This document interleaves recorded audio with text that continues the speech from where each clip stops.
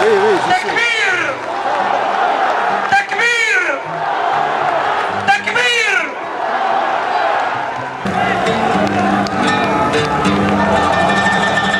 تكبير.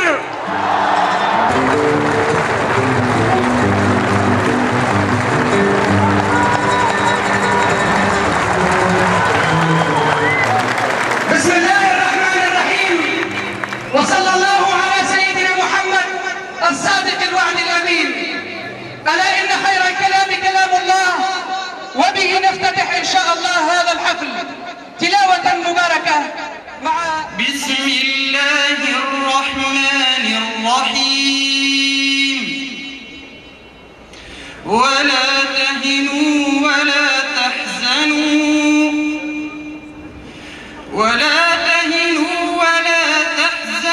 وأنتم الأعلون إن كنتم مؤمنين. إن يمسسكم قرح فقد مس القوم قرح مثله، وتلك الأيام نداولها بين الناس، وليعلم الله الذين آمنوا ويتخذ منكم شهداء، والله لا يحب الظالمين. وليمحص الله الذين آمنوا ويمحق الكافرين. أم حسبتم أن تدخلوا الجنة ولما يعلم الله الذين جاهدوا منكم ولما يعلم الله الذين جاهدوا منكم ويعلم الصابرين.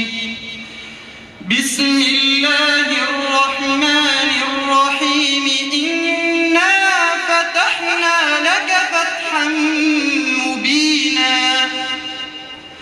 ليغفر لك الله ما تقدم من ذنبك وما تأخر، ويتم نعمته عليك ويهديك صراطا مستقيما، وينصرك الله نصرا عزيزا.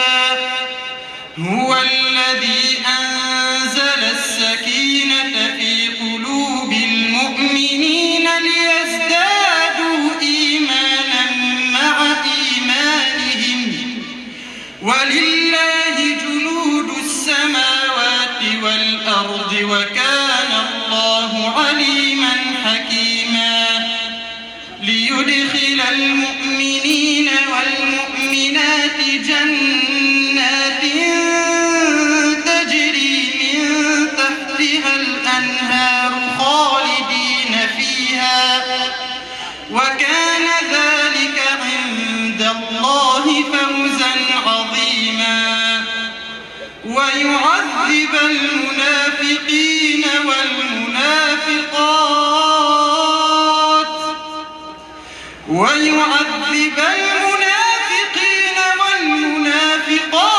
والمشركين والمشركات الظانين بالله ظن السوء عليهم دائرة السوء، وغضب الله عليهم ولعنهم، وغضب الله عليهم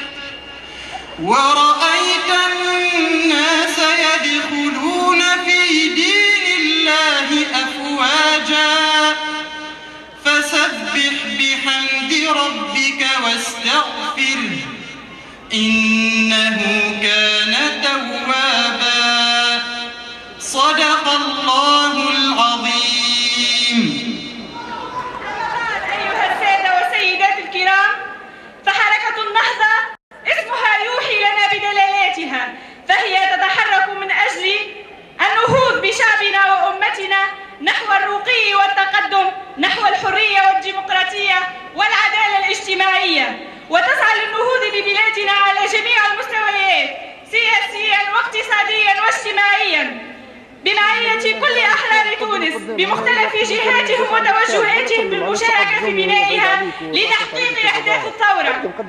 فثورتنا هي ثورة القطع مع الماضي البغيض بكل أشكاله وممارساته اللا أخلاقية واللا إنسانية.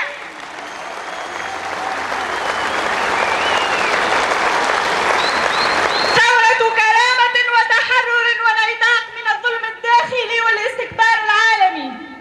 ثورة عمادها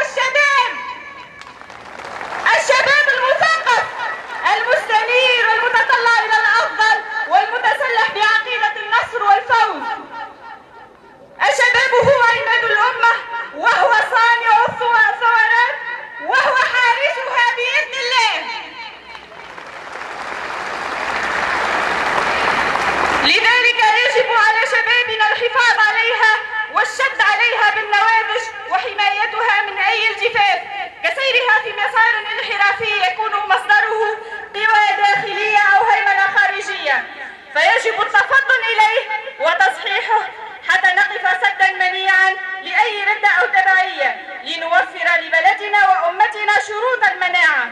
وإن تركت الأمور تسير بغير مراقبة وضغط شعبي فنكون قد حكمنا على أنفسنا ووضعنا حبل استعبادنا فوق رقابنا ويعود الظلم والديكتاتورية لا قدر الله.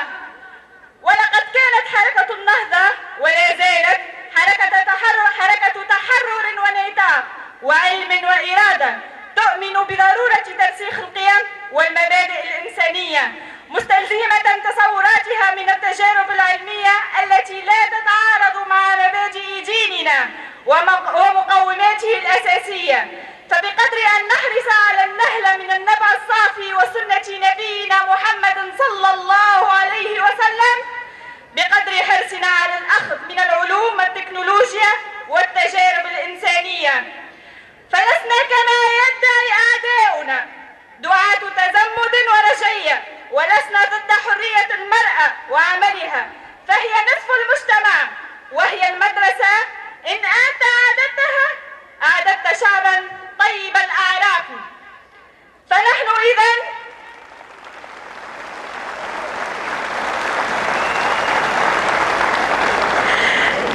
إذن مع العلم والحداثة والحضارة، لكننا نشجب كل مظاهر الميوعة والتفسخ والانحلال الأخلاقي، وذلك ما يدعو له ديننا وتلك هي مبادئنا.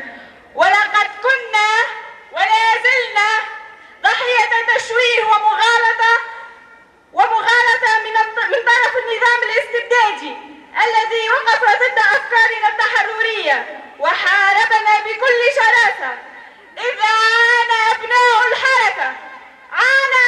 الحركة من السجن والتشريد والتعذيب والتقتيل والمراقبة الأمنية والهرسلة الأمنية والمراقبة الإدارية. أنا باش نحكي لكم حكاية على الحكام العرب أقل ما يقال فيهم أنهم أقزام، لكن بإمكاننا أن نستخرج منهم أفلام نقتبس منها لأجيالنا دروسا في حقوق الإنسان وكيف كان المرء يهان في عهدهم، وأنه لا فرق في نظر هؤلاء بينهم وبين الحيوان، بل صرح بعضهم أنهم جرذان، لكن تبين للعالم أنهم شجعان بل هم فرسان حطموا الأقزام وسيحجبون كل طغيان من شأنه المس بكرامة الإنسان.